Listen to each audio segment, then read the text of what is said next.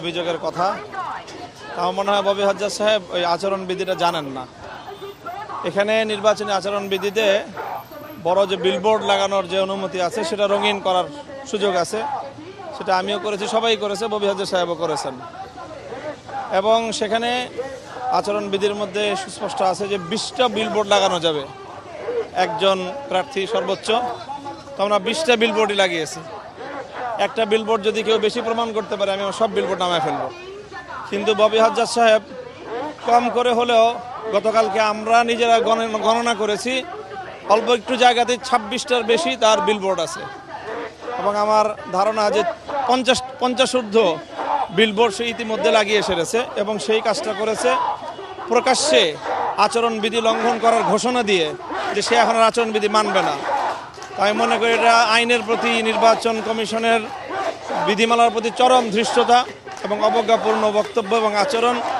নির্বাচন কমিশন এখন কি, সেই খুবই দুঃখজনক একটা ঘটনা। আমরা এইভাবে সহিংসতা কোনোভাবেই কামনা করি না।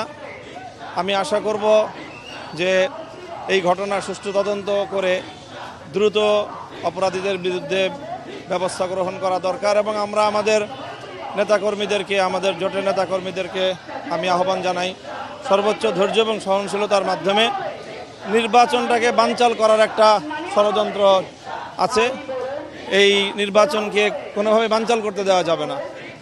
সর্বোচ্চ ধৈর্য এবং সহনশীলতার সাথে পরিস্থিতি মোকাবেলা করতে হবে।